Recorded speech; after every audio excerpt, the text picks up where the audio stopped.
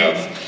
But when Martin would say to me, I need another character, I'd go home and I'd scratch my head and look at the wall and start thinking. And it's easy because all you have to do is think of something that hasn't been done yet.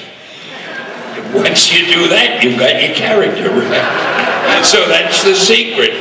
I really, truly don't know how to answer that question, because I've always been lucky. If I had to think of something, I was able to think of it, and that's what I did. And I never thought about thinking of it. I just thought of it and wrote it and hoped people would like it, and that's all.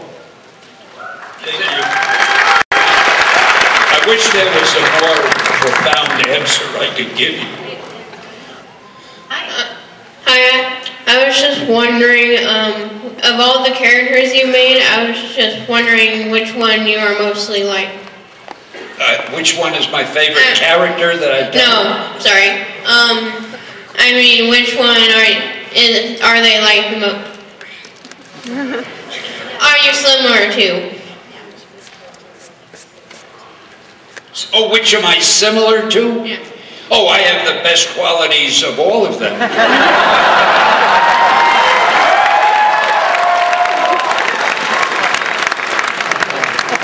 Oh, I don't know, honey. I've never thought of it. I guess, well, let's say I talk as much as Reed Richards and bore everybody in sight. I have the temper of the Hulk. I'm not really an alcoholic, so I can't be that much like Iron Man. And I'm probably as adorable as the Silver Surfer, so. All right, thank you. Thank you for the question. It's probably late awake nights thinking of a question that I wouldn't be able to answer. Hello, my name is Caleb. I'll make the comment short. I really love your interview with Kevin Smith when he interviewed all of your favorite moments on your Marvel Universe. And among all the alternative Marvel Universe comics, I still prefer your original story the best. Now that isn't really a question. But here's my question now. What is your response to some people that are doing the alternate Marvel Universe to those that did not make their comics a big hit? All I can say is, as the editor of the comic magazines, Joe Quesada, and all his other editors are faced with a very serious problem. When you do a lot of copies of characters a month after month after month, no matter how well you do them, you're afraid at some point the readers are going to get bored. And you have to bring out new angles, new interpretations, new ways to present the characters. And they do that just to keep the interest up. I very much appreciate you saying that you like mine the best. I admire your taste and judgment. Thank you. Thank you. And I really can't comment about it knowledgeably, because in all honesty, I don't have the time to read the comics today. I haven't read a comic with a Marvel, DC, or anything in a few years. I mean, sometimes somebody will show me one and say, hey Stan, look at this guy's artwork, he's great, and things like that, but I just don't have the time to read them. In fact, I look at the covers all the time because they send them to me, and I try to at least see what's being published.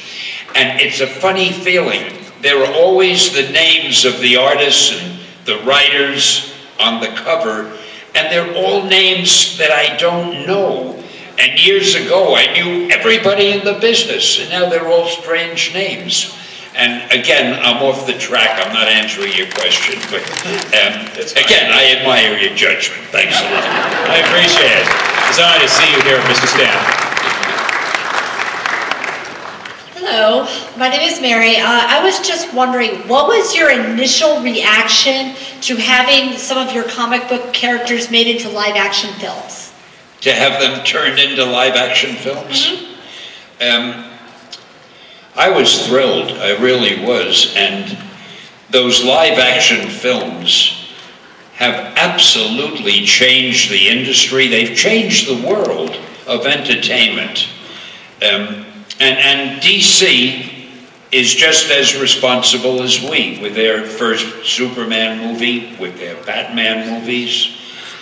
We've just been lucky we've had more that were hits.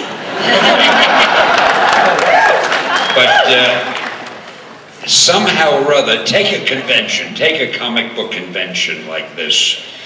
Those of you who remember the early conventions, they were usually a lot of young kids, occasionally a few adults who were dragged along by the young kid because the kid was too young to come here alone.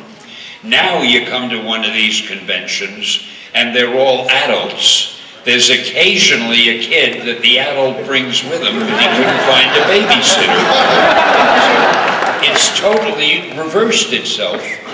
And one of the reasons is comic book conventions now have almost been taken over by Hollywood, by the networks, and by the gaming companies.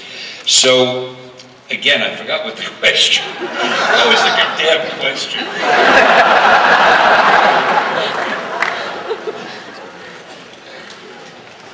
Well, whatever it was. The point is that everything has changed so. But the comic books have profited by all of this. They've gained a lot more respect, and people who would never touch a comic are now reading them. And I mentioned earlier about how tough it is to get a writing job. It's because of the popularity of comics, because of the fact that so many movies are based on comic book stories.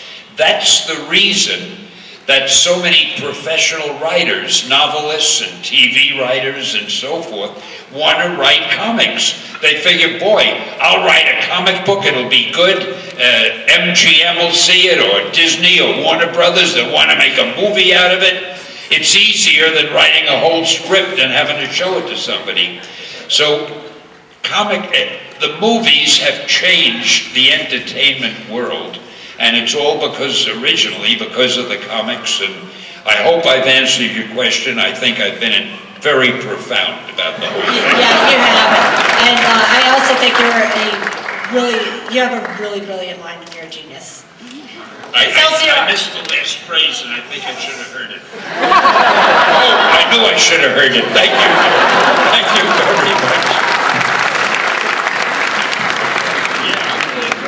Hey, my name's Jason. First I have to say, you are God. My question is, what did you think about Disney buying Marvel, and how do you feel about going into the manga anime section with Ultimo and Hero Man? Well, Ultimo and Hero, well, let's start at the beginning. I think Marvel being bought by Disney is a wonderful thing. You know, I have I Twitter or tweet or whatever you call it. What do you call it? A tweet site? I don't know. But anyway, a lot of my Twitter followers have been in the beginning wrote, we think it's terrible that Disney bought Marvel. Now Spider-Man is going to have Mickey Mouse ears. And, you know, it's really great because there is no company, there's no movie company anywhere that's better at marketing and promotion and advertising and distribution than Disney is.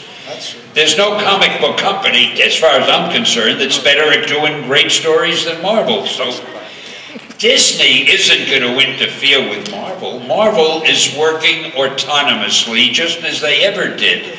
But now they have all of the power of Disney to help them in the distribution, the promotion, the advertising, the marketing.